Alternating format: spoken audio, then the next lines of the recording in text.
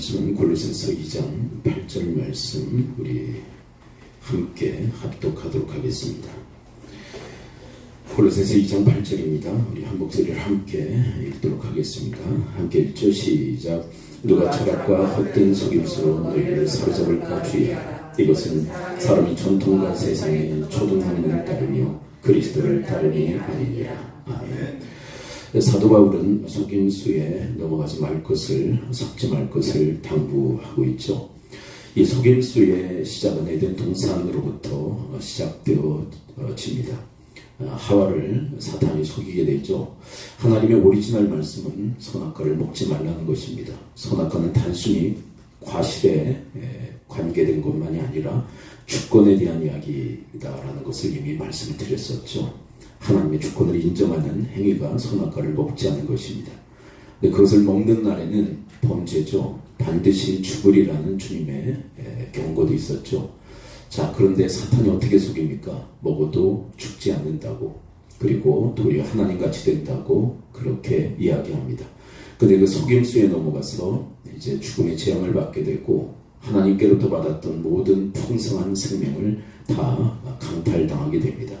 그래서 오늘 본문 누가 철학과 헛된 속임수로 너희를 사로잡을까, 이렇게 사로잡을까라고 하는 이 단어를 다른 번역서를 보게 되면 노략할까 이렇게 번역되어 있습니다.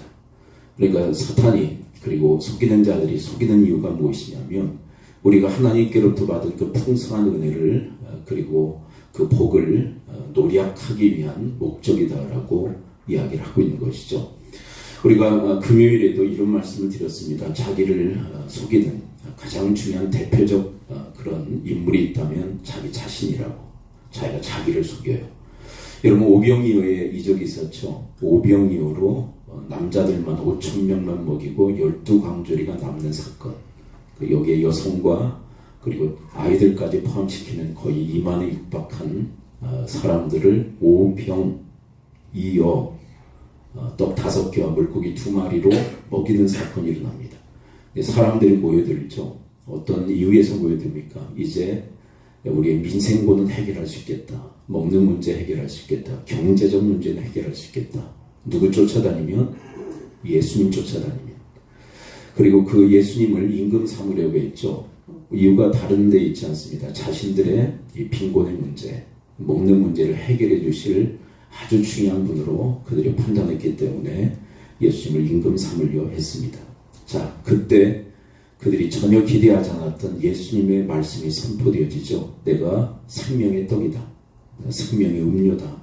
나를 먹고 마셔야만 너희들이 영생을 얻을 수 있다라는, 그들이 전혀 기대하지 않았던 말씀이 선포되어집니다.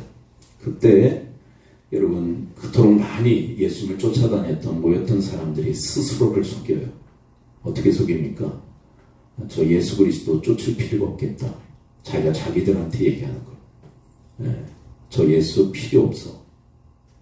저런 이상한 이야기 하는 예수 그리스도 곁에 우리가 있을 필요가 없어. 자, 그리스도 곁을 떠나자. 자, 이런 자기의 속삭임, 그것은 분명한 자기 속임수였죠. 근데 그 속임수에 넘어가 예수 그리스도 곁을 썰물처럼 빠져나가는 사건이 요한복음에 기록되어 있습니다. 여러분, 그 당시에 스스로가 스스로에게 뭐라고 얘기했어야 될까요? 생명의 말씀이 저기에 있네. 여러분, 제자들이 그 말씀 하잖아요. 너희들 또 떠나려느냐라고 하는 주님의 말씀에 생명의 말씀이 여기 있는데 우리가 어디로 가오리까? 그렇게 이야기하잖아요. 그들은 스스로에게 진리를 선언하고 잘 설득하는 자들이었지만, 그러나 대부분의 사람들, 예수님 곁을 떠났던 그 사람들은 스스로가 스스로를 속였던 사람들이에요. 이동훈 목사님이라고 지구촌교회 원로 목사님으로 지금 물러나 계신데, 어느 이제 현역 당시에 어느 교회에 가서 이제 집회를 하는데 장로석이들이 장로들만 따로 앉는.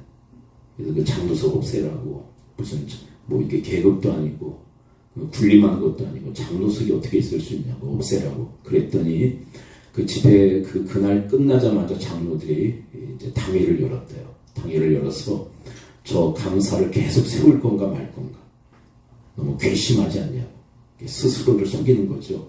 여러분, 하나님의 말씀에 대언이 있으면 그걸 좀 받아들여야 되는데 그 말씀을 못 받아들이도록 스스로가 스스로를 속이는 그런 일들이 자꾸 일어나요.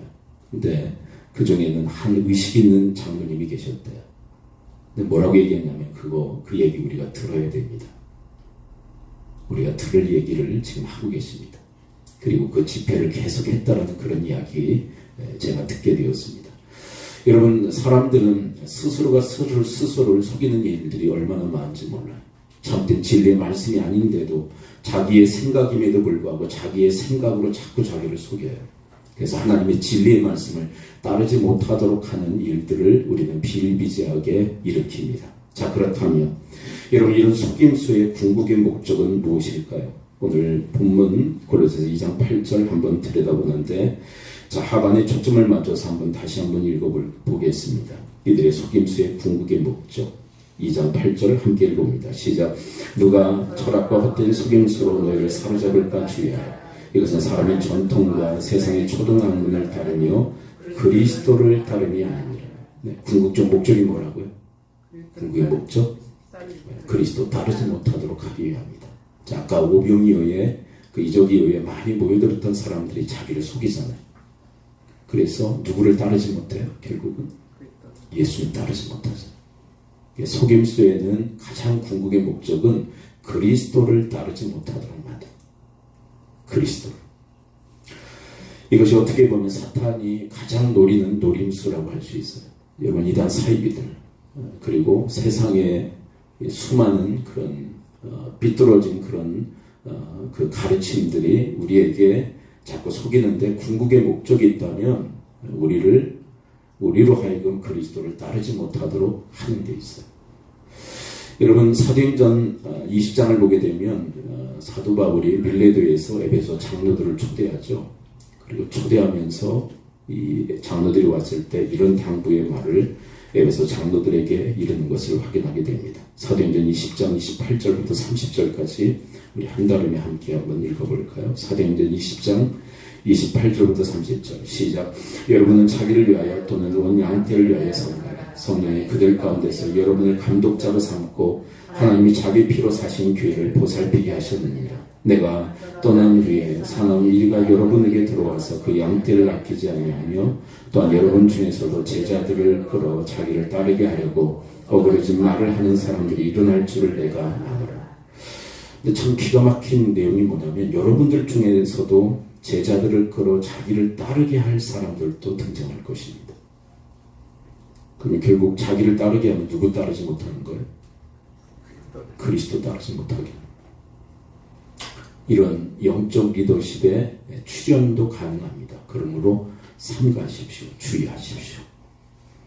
여러분들은 오직 그리스도를 따라야 되고 그리고 다른 성도들도 그리스도를 따르도록 그렇게 만드는 직분자들입니다라고 사도 바울은 그들을 권면하고 있다는 것. 최근에 이제 유튜브에 많은 영상들이 올라가잖아요. 영상들이 올라가는데 한 전직 장로가 계속 방송을 해요.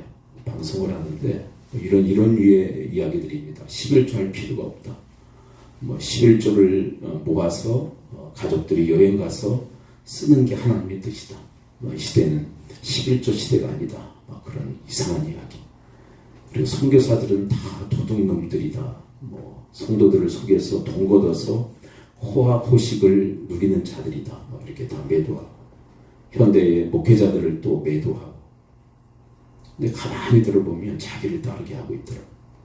자기가 하는 대로 자기를 따르도록 계속 자기를 권장하고 있는 11조 하지 않는 자기, 선교사들을 욕하는 자기, 목회자들을 욕하는 자기, 한국 교회 지금 현대의 교회들을 욕하는 자기를 따르도록 계속 획책하더라고. 뭘 통해서요? 유튜브를 통해서. 근데 제가 좀 기가 막히게 좀 생각한 건 뭐냐면 구독자들이 엄청 많아요. 네, 그리고 그것을 보는 사람들도 계속 뜨잖아요. 시청자들이 엄청 많아요. 얼마나 많은 사람들이 그를 따르는지 몰라요. 근데 그 이야기가 바로 오늘 30절의 말씀 아닙니까? 또 여러분 중에서 제자들을 끌어 자기를 따르게 하려고 결국 그리스도를 따르지 못하도록 하는 사람들이 등장할 것을 주님은 경계하고 계세요. 그렇다면 여러분, 우리는 어떻게 살아야 될까요? 어떻게 살아야 될까? 오늘 본문으로 다시 돌아옵니다.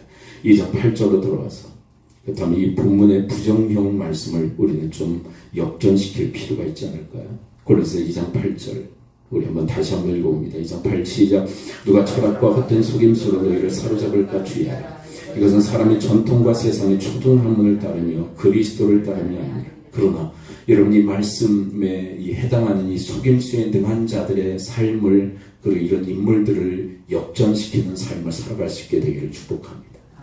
여러분들이 먼저 그리스도를 따르고 그리스도를 따르도록 돕는 자의, 조력자의 삶을 살아가기를 축복합니다.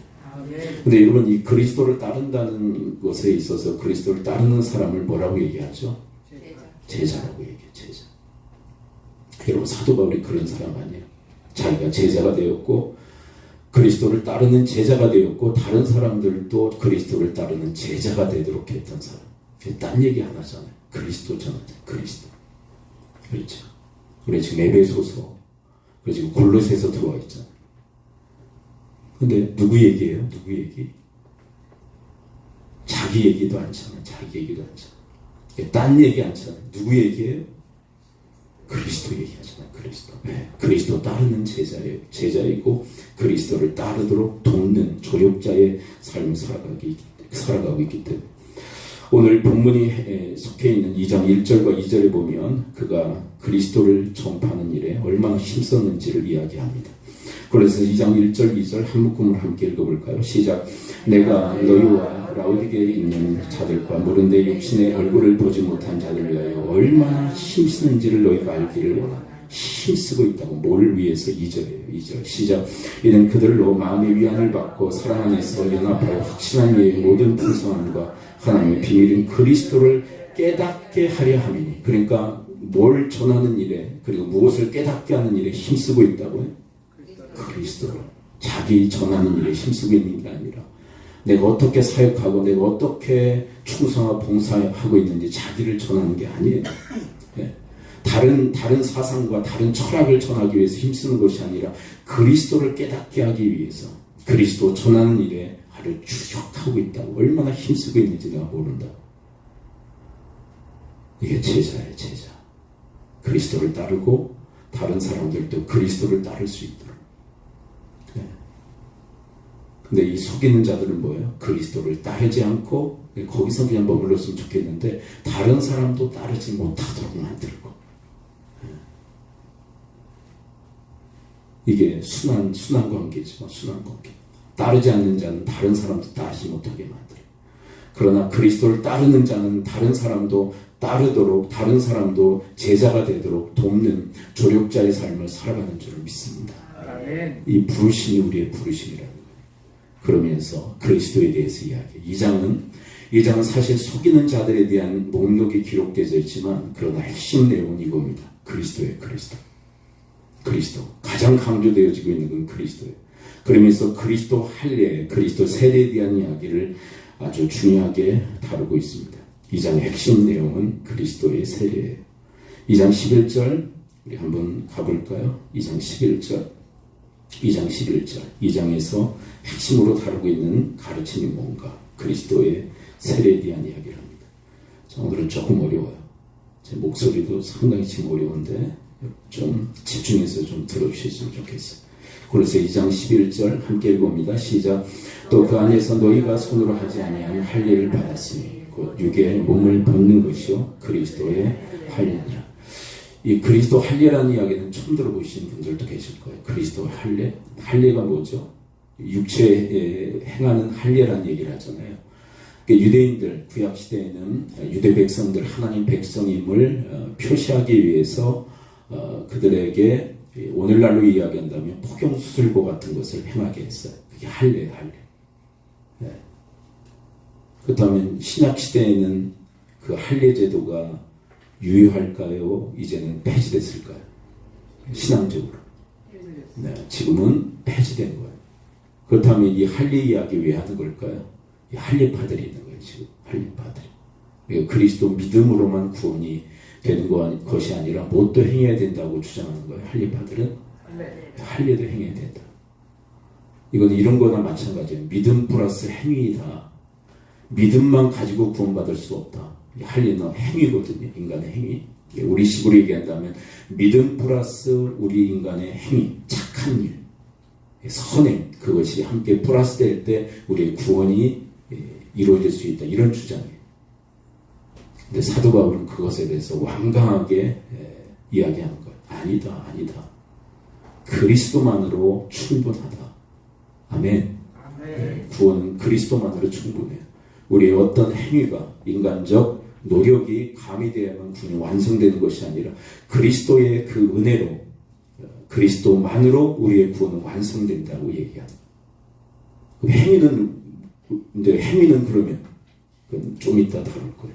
좀 이따. 행위는 도대체 무슨 의미인가?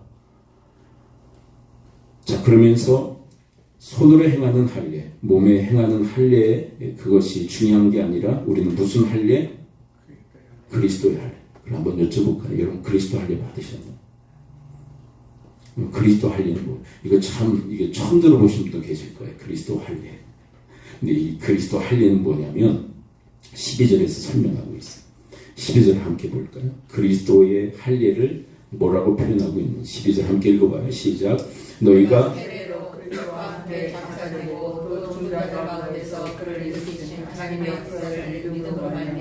그 안에서 함께 일으키심을 받아. 할례를 뭐라고 표현하고 있는 거예요? 세례다. 그리스도의 세례. 그러니까 좀 더 좀 쉬워졌죠. 예수 어려운 분도 계실 것 같아요. 근데 이 세례에 대해서 12절은 함축해서 설명하고 있는 그리스도의 세례. 여러분 그리스도의 세례를 받은 자가 구원받은 자. 그러면 그리스도의 세례는 받아도 돼요? 안 받아도 되는 거예요? 받아야 되는 거예요.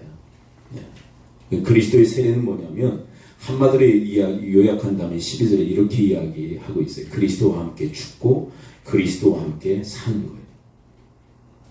근데 본문 이 상반을 보십시오. 너희가 세례로 그리스도와 함께 장사되고, 이게 죽었다는 얘기죠.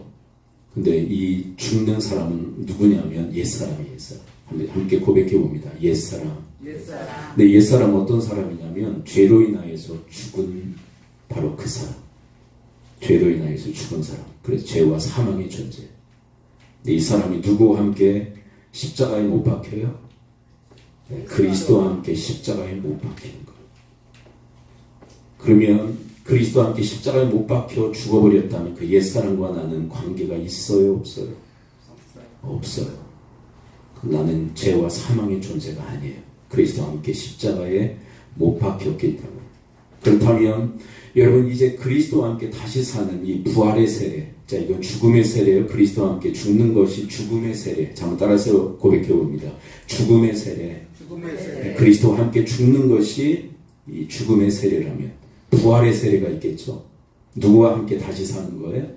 그리스도와 함께 다시 사는 거예요. 네, 우리가 죽었잖아요. 죄 때문에. 네, 그런 우리가 그리스도와 함께 다시 살아요. 그리스도와 연합하여 다시 사는 것. 그래요. 그것이 바로 부활의 세례. 그래서 12절의 하반에 그 얘기가 기록되어 있어요. 자, 부활의 세례에 대해서 뭐라고 얘기하는지 12절 한번 하반에 초점을 다시 읽어요. 시작. 너희가 세례로 그리스도와 함께 장사되고 그 죽은 자들 가운데서 그를 일으키신 하나님의 역사를 믿음으로 말미암아 그 안에서 함께 일으키심을 받아내니 일으키심이 부활을 의미합니다. 우리가 그리스도와 함께 연합하여 그리스도와 함께 다시 살아난 줄을 믿습니다. 아멘. 이것이 어디에서 이루어진 거예요? 우리의 영혼의 세계에서 이 사건이 일어난 거예요. 그래서 이런 말이 있는 거예요. 한 번 받은 구원은 절대 취소될 수가 없다. 왜? 이 사람은 그리스도와 함께 죽고 그리스도와 함께 다시 살아났기 때문에 이 사람은 다시 죽을 수가 없다. 아멘? 아멘. 네, 그래 다시 이 사람 이게 구원이 취소될 수 없는 이유. 그리스도와 함께 죽고 그리스도와 함께 살아났기 때문에. 그 그리스도와 함께 다시 산 우리에게는 뭐가 있어요? 영원한 생명, 영생이 있다. 근데 이 12절이 왜 아까 함축이라고 얘기하느냐면 이 그리스도의 이 세례를 어떻게 받느냐라고 하는 방법도 나와 있어요. 우리가 어떻게 그리스도와 함께 죽고 그리스도와 함께 우리가 어떻게 다시 살아날 수 있을까? 자, 여기에 중요한 방법이 나와 있어요. 믿음. 네, 믿음이에요, 믿음. 자, 중반에 추정 말씀 한번 다시 읽어요. 우리가 어떻게 그리스도의 세례를 받을 수 있을까? 2장 12절 중반 초점 말씀 다시 읽어요. 시작. 너희가 세례로 그리스도와 함께 장사되고 또 죽은 자들 가운데서 그를 일으키신 하나님의 역사를 믿음으로 말미암아 그 안에서 함께 일으키심을 받아. 여러분, 그리스도께서 죽으신 것은 우리를 위해 죽으심이요, 그리스도의 다시 살아나심은 우리를 위해서 다시 살아나심임을 믿는 자마다 그리스도의 세례를 받게 되는 줄을 믿습니다. 네, 믿음입니다. 그런데 할례파들은 뭐라고 얘기하고 있는 거예요? 할례받아야 구원받는데, 그건 말도 안 되네. 할례받는다고 그리스도와 함께 죽고 그리스도와 함께 다시 살 수 있어요? 자, 다시 한번 여쭙습니다. 인간의 어떤 행위로, 자, 다시요. 인간이 어떤 수단과 방법으로 그리스도와 함께 죽고 그리스도와 함께 다시 살 수 있는 방법이 있나요? 없어요. 여러분들의 어떤 행위를 통하여서 그리스도와 함께 죽고 그리스도와 함께 살아날 수 있단 말입니까? 그 은혜에 동참케 하는 것은 오직 믿음뿐인 줄을 믿습니다. 아멘. 믿음으로 구원받는 거예요. 믿음으로. 그래서 근데 이 영적 사실을 모르기 때문에 타 종교에도 구원이 있다라고 인정하라고, 기독교야 그 인정하라고, 너희들은 왜 이렇게 배타적이냐고, 그 인정하라고, 다른 종교에도 구원이 있다고. 그렇다면 여러분, 다른 종교에서 주장하는 걸 통해서 그리스도와 함께 죽고 그리스도와 함께 살 수 있나요?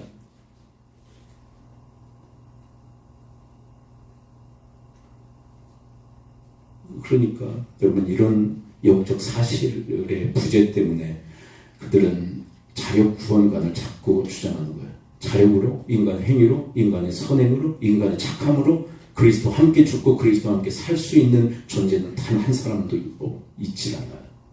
오직 믿음을 통해 예수님 죽으심은 나를 위해, 다시 살아나심도 나를 위해 다시 살아나심을 믿음으로 말미암아 이 그리스도의 세례를 다 받게 된 줄 믿습니다. 아멘. 여러분, 그러므로 여러분들은 그리스도의 부활에 이미 동참했어요, 안 했어요? 했어요. 부활의 그 은혜에 이미 다 동참하신 분들이에요. 근데 하나가 남았어요. 하나. 뭘까요? 지금 영에 대한 얘기를 했잖아요. 하나가 남았어요. 부활에. 우린 영적으로 그리스도의 부활에 참여해서 새 생명을 얻게 됐죠. 자, 그런데 한 차원이 남았습니다. 그게 뭐죠?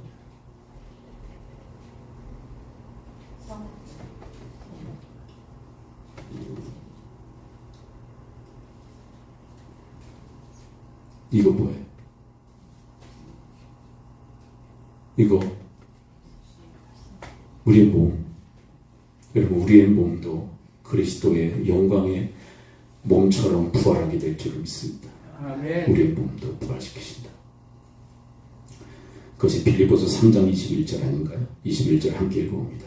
조금 바울의 다른 서신서 3장 21절을 가서 우리의 몸도 영광의 몸으로 부활할 것을 이야기하십니다.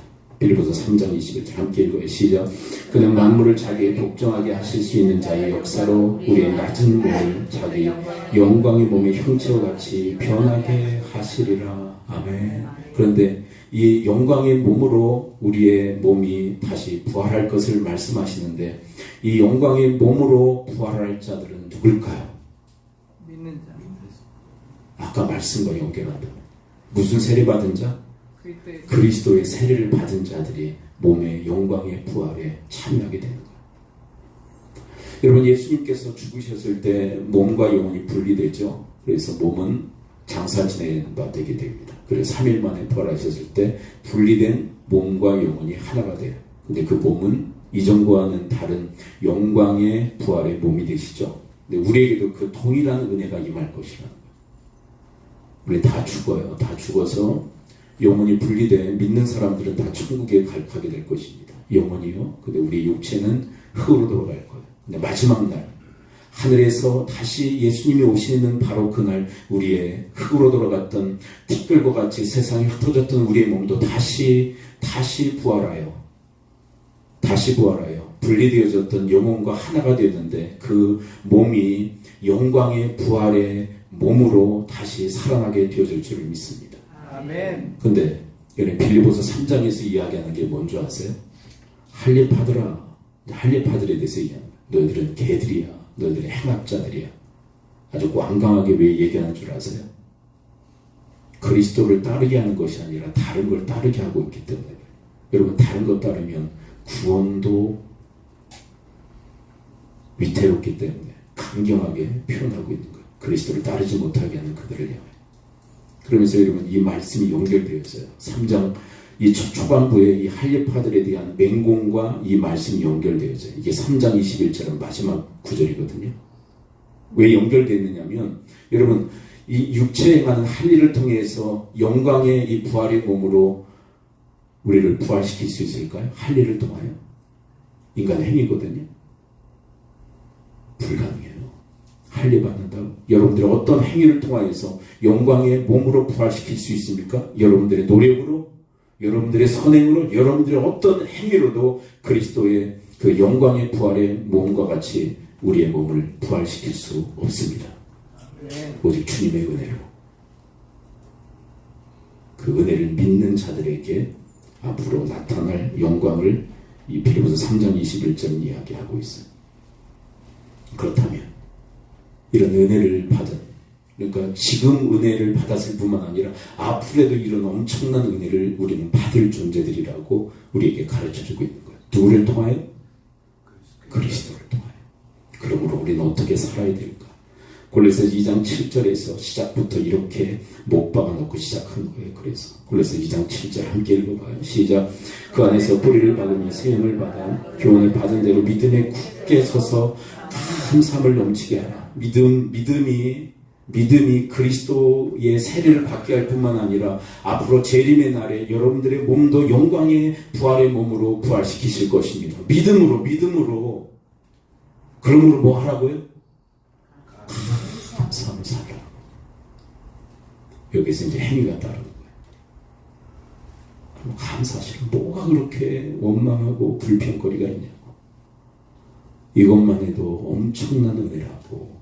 왜 그런 줄 아세요? 전 어느 날 육체의 부활에 대한 말씀 묵상하면서 이런 몸을 왜 주님은 굳이 부활시키실까? 그냥 영혼만 부활시키셔서 천국에 이르게 하셔서 영혼이 그냥 복되게 천국에서 복락을 누리며 살게 하시면 됐지 굳이 이 몸을 왜 부활시키실까? 여기 중요한 의미가 있는 거예요. 구원의 완성 첫 번째고요. 두 번째는 우리의 몸도 귀하다는 말씀이에요. 우리가 왜 영혼만 천국 복락, 영혼만 자꾸 얘기하잖아요. 영혼만 귀하다고 생각하고 우리의 몸은 왜 굳이 부활시키실까라고 하는 것은 몸을 아주 천하게 생각하는 거예요. 그러나 여러분, 하나님께서는 당신이 창조하신 영혼뿐만 아니라 우리의 육신도 귀하게 소중하게 여기시는 줄 믿습니다. 그래서 마지막 날 우리의 육체도 다시 부활시키시는 거예요. 우리의 몸도. 그럼 여러분들의 몸을 귀하게 여기며 사실 수 있게 되길 축원을 드립니다. 그리고 또 하나, 여러분, 그 재림의 날에 이 믿음의 사람들, 그리스도 세례를 받은 자들이 부활의 영광의 몸으로 부활할 뿐만 아니라 믿지 않는 자들도, 불신 영혼들도 부활한다라고 얘기하시는 거예요. 그럼 우리는 이랬으면 좋겠잖아요. 믿는 사람들만 영광의 몸으로 부활하고 믿지 않는 사람들은 그냥 끝났으면 좋겠어요. 왜요? 여러분, 그들이 부활하는 것은, 그들이 다시 살아나는 것은 심판받기 위해서 그들의 몸이 부활하는 거거든요. 이게 더 끔찍한 비극이 그들을 기다리고 있는 거예요. 그런데 여러분, 그것을 묵상하면 묵상할수록 우리의 구원이 얼마나 큰 은혜인지를 깨닫게 돼요. 우리는 그 그룹에 속하지 않게 주님이 만드신 거 아닙니까? 그 은혜가 얼마나 큰지. 그리고 여기에서 중요한 우리의 사명이 또한 자각하게 됩니다. 여러분, 한 사람이라도 그 심판의 부활에 참여하지 않도록, 이 영광의 부활에 참여하도록 그렇게 여러분과 저에게 맡겨주신 그 전도와 선교의 사명을 온전히 감당할 수 있게 되기를 축원을 드립니다. 위험만 삼으면 안 되겠다. 저 그룹에 속하지 않게 된 거 감사해. 그걸 끝나면 안 돼. 한 사람이라도 그 심판의 부활에 이르지 않도록 돕는 자의 그 사명을 감당해야 되지 않을까요? 그래서 우리에게 감사를 요청해요. 그래서 사도 바울은 감사해서 어떻게 살았나요? 고린도서 1장 24절 먼저 감사의 삶에 대한 선언부터 그에게 있었던 거예요. 고린도서 1장 24절 감사해서 감사를 넘치게 하기 위해서 이렇게 살았노라고. 고린도서 1장 24절 함께 읽습니다. 시작. 나는 이제 너희를 위하여 받는 괴로움을 기뻐하고 그리스도의 남은 고난을 그의 몸된 교회를 위하여 내 육체에 채우라. 이거 왜 이러는 걸까요? 왜 이러시는 걸까요? 왜 이렇게 고난받는 일을 마다하지 않고 기쁨으로까지 여기는 걸까요? 그리스도를 위해, 그리스도의 교회를 위해서, 또한 자기에게 부여된 사명을 위해서 자기 몫의 십자가를 기쁨으로 지겠다라고. 왜요? 감사해서. 감사해요. 감사, 은혜에 대한 감사가 사도 바울의 원동력이었던 것이에요. 여러분, 이 시대에 하나님께서 찾으시는 신앙이 바로 이 신앙, 이 믿음인 줄을 믿습니다. 아멘. 믿음으로 그리스도의 세례를 받고 영광의 부활의 몸이 될 것을 믿고 감사해서 그리스도의 남은 고난, 우리에게 남겨주신 고난을 기꺼이 내 몸에 채우려고 하는 바로 그런 삶. 왜 이러는 걸까? 감사해서 그러는 거예요. 감사해서. 범인들은 이해가 안 되죠. 범인들은 도무지 이해가 안 돼. 왜 이러는 걸까?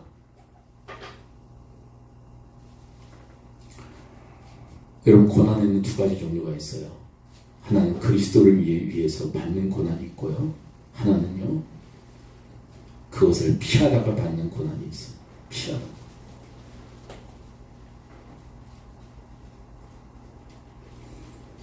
어차피 인생은 고난이에요.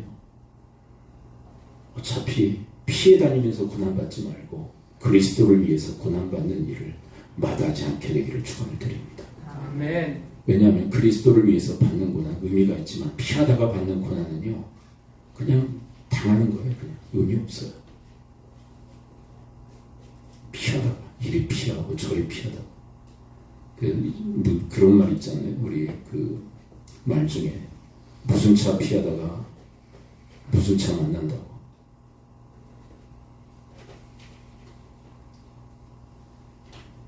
이 그리스도의 고난을 피하다가 다른 걸 만나는 거예요. 더 엄청난 그 환난과 그 고난의 그 어려움을 겪는 이유. 그리스도의 고난을 피하기 때문에. 그러므로 사랑하는 성도 여러분, 기꺼이 그리스도를 위해서 고난받는 일을 자청하며 그렇게 살아가는 여러분과 제가 되어지기를 축원을 드립니다. 아멘. 어차피 고난인데 피하다 당하는 고난이 아니라 기꺼이 당하는 고난이어야 하지 않겠어요? 또 하나, 감사해서 뭐 했나요? 골로새서 1장 28절 함께 읽어봅니다. 감사해서 뭐 했나? 사도 바울 시작. 우리가 그를 전파하여 각 사람을 구원하고 모든 지혜로 각 사람을 가르치는 각 사람을 그리스도 안에서 완전한 자로 세우려 하니. 누구를 전한 거예요? 그리스도를 전한. 그 그리스도의 제자, 그리스도의 완전한 자, 그리스도의 사람들, 그리스도를 따르는 자들.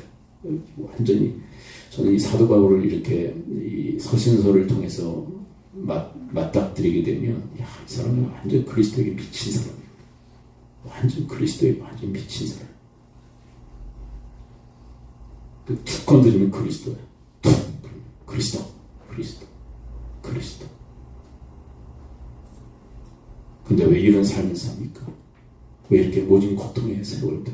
여러분, 고린도 후서를 보게 되면요, 이런 사명의 길, 주의 부르심에 합당한 삶을 살기 위해서 엄청난 고난의 시간들, 세월들이 있었다고 고백해요. 말로 표현할 수 없는. 그럼에도 갖는 이유가 있다면 감사해서. 여러분, 제가 어느 날 이 감사에 대해서 묵상하면서 이런 생각을 했어요. 감사의 말로 하나님께서 우리에게 장착시켜 주신 하늘 엔진이다. 여러분, 이 땅의 엔진 가지고서는 도무지 하나님께서 맡겨주신 그 사명과 부르심의 삶을 감당할 길이 없어요. 내 엔진 가지고는 감당할 길이 없어요. 그러나 여러분, 하나님의 이 큰 은혜, 믿음으로 말미암아 그리스도의 세례를 받게 하시고 부활의 영광의 몸에 참여케 하시니 은혜의 감사함으로 하늘 엔진 장착하고 하늘 뜻을 이루고 살아가는 주님의 사람들 되어지기를 축원을 드립니다. 아멘. 기도하죠. 우리 함께 기도할 때 하나님 그리스도 예수를 믿음으로 하나님이 행하신 그 일을 믿음으로 그리스도 세례받게 하시고 그리스도 함께 죽게 하시고 그리스도 함께 다시 살게 하실 뿐만 아니라 다시 오실 예수 그리스도의 날, 바로 그날 우리의 몸도 천하디 천한 우리의 몸도 땅으로 그리고 티끌과 같이 흩어진 우리의 몸도 다시 영광의 그리스도의 몸처럼 부활시키실 그 은혜, 그 은혜에 감사해서 저희들 주님 앞에 힘써 수고하고 애쓰고 그리고 고난마저도 저희들이 기꺼이 감당하며 살아갈 수 있도록 주여 도와달라고 우리 합심하여 주님 앞에 말씀 붙들고 기도하며 나가도록 하겠습니다. 아버지 하나님 오늘 말씀해 주시니 감사를 드립니다. 주님 저희들에게 믿음 주시고 그 믿음을 통하여 그리스도의 세례를 받게 하시니 감사를 드립니다. 그리스도의 세례를 통해서 옛사람이 그리스도와 함께 못 박혀 죽게 하시고 장사 지는 바 되게 하시니 또한 그리스도와 함께 다시 살게 하시사 부활의 영광을 저희들이 얻게 하시니 감사를 드립니다. 앞으로 남은 여정이 있다면 그리스도의 재림의 날에 하늘에서 다시 오실 예수 그리스도로 인하여서 저희들의 그 몸도 다시 부활할 것을 믿기에 감사를 드립니다. 아버지 이 은혜 감사해서 넘치는 감사의 삶을 살아갈 수 있도록 주여 도우시고 인도하여 주시옵소서. 사도 바울처럼 그리스도의 남은 고난을 내 육체에 채우는 감사의 삶을 살게 하여 주옵시고 그를 전파하여 그리스도 안에서 완전한 자로 세우는 자 그리스도를 따르는 자 제자 삼는 사역을 온전히 감당할 수 있도록 주여 도우시고 인도해 주시옵소서. 아버지 하나님 오늘 말씀해 주시니 감사를 드립니다. 믿음을 통하여 그리스도의 세례를 받게 하심으로 옛사람이 그리스도와 함께 죽게 하시고 죽었던 저희 영혼이 그리스도와 함께 다시 부활하게 하시니 감사를 드립니다. 저희들에게 약속하시는 또 한 가지가 있는데 저희들의 몸이 땅의 티끌로 세상에 흩어진다 할지라도 그리스도의 재림의 날에 저희 몸이 그리스도의 영광의 몸과 같이 부활할 것을 약속하시니 감사를 드립니다. 이 은혜 감사하여 이 은혜 감격하여 저희들이 그리스도의 남은 그 고난을 육체에 채우는 삶을 살게 하여 주옵시고 저희들에게 맡겨진 그리스도를 전파하고 그리스도를 따르게 하는 이 제자 삼는 사역을 온전히 감당하는 주님의 사람들로 인도해 주시옵소서. 여러분들의 아픈 부위에 손을 얹으십시오. 그리고 마음에 감동 주시는 분 한 분을 가슴에 품으시고 손을 얹으십시오. 내가 주 예수 그리스도의 이름으로 명하노니 모든 질병의 세력은 이 시간부로 다 묶기를 받고 떠나갈지어다. 고침 받을지어다. 강건의 복이 임할지어다. 예수 그리스도의 이름으로 기도하옵나이다. 아멘.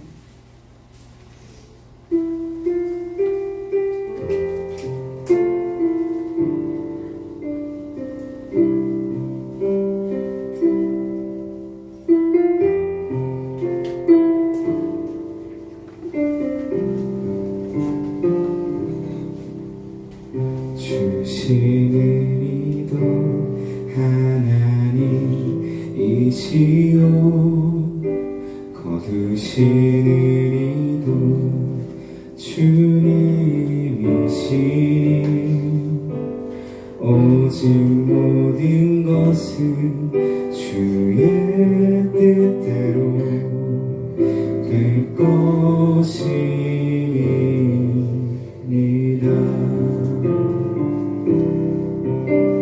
주께서 이 모든 것보다 선하시고 옳으시오니 오직 모든 것은 주 말씀대로 될 것입니다. 나는 언제나 십자가를 붙들리 나를 위해 죽으신 사랑 그 귀한 사랑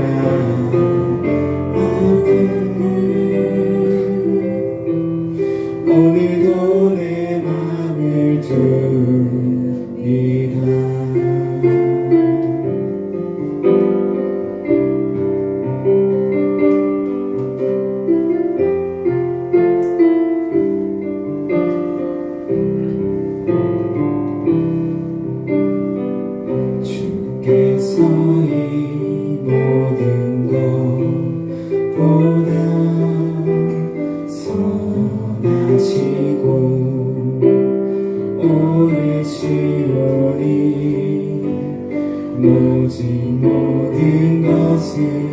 주 말씀대로 될 것이니라.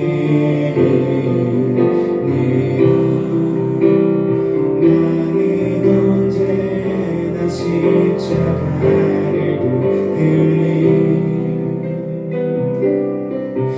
나를 위해 죽으신 사랑